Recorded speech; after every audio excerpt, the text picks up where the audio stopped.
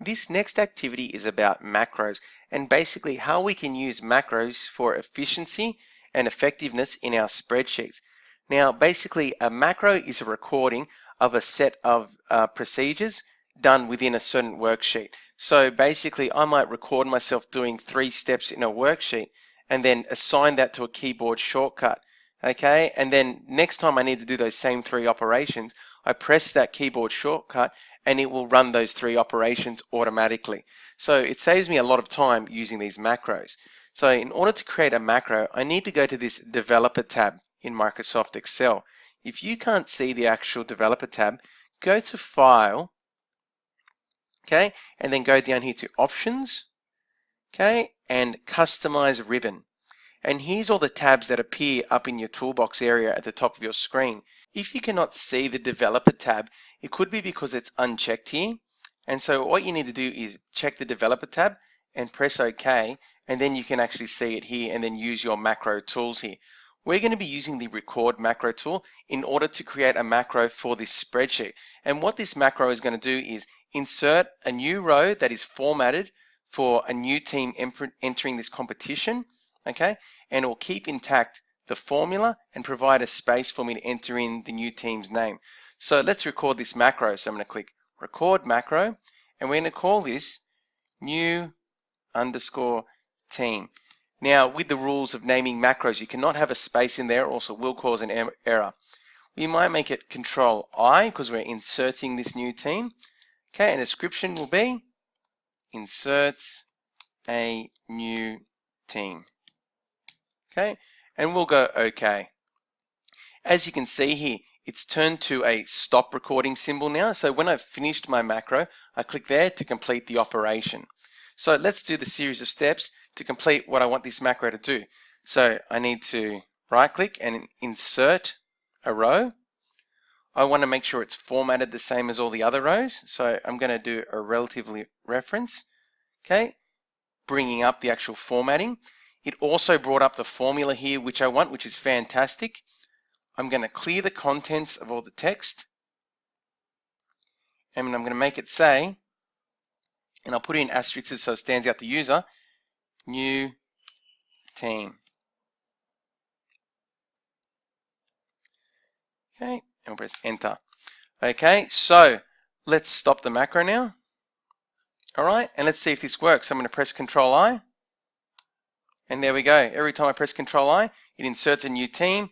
It gives me a new formula, okay, relative to that row, and gives me a space to provide for that team. So I could add in 4 new teams really quickly now, and everything's already set up for me in my actual spreadsheet.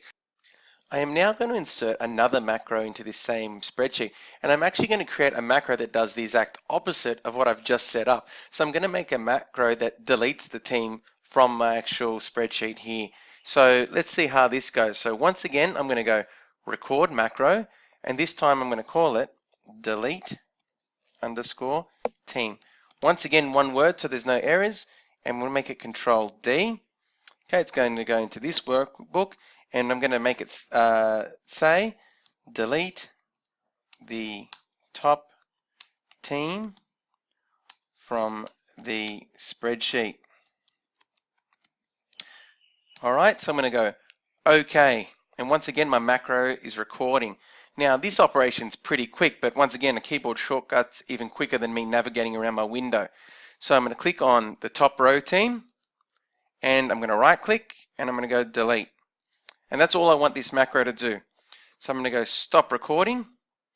Okay, and I'm going to test out this actual new shortcut. So Control D, bang, gone. Control D, gone. So let's see if my old macro still works as well. So I'm going to press Control I, new team in, new team in, new team in, Control D, new team gone, new team gone, new team gone. Now, if I'm forgetting my keyboard shortcuts or getting confused at all, I might actually have a look at my macros by clicking on this button here. And it tells me the 2 macros that I'm using here. So there's my delete team macro and my new team macro. Now, if I click on my delete team macro, it ran it just like that. So here I can view the macros that are running within my program, and I can choose to edit them as well. Okay, and here you actually get the Visual Basic view of what's going on in there. And I'm not going to be going into that in this activity, so I'm going to close that down. Okay, but basically a good window for taking a look around and having a look at what macros are actually running on your actual spreadsheet. So I hope that once again helps you understand a bit better the running of macros on the spreadsheets and how creating these keyboard shortcuts backed by macros can make our operations a lot quicker. One thing to be aware of though with macros though, if I do continue to press Control D and do my delete one and I start deleting meaningful data, I can't actually undo that.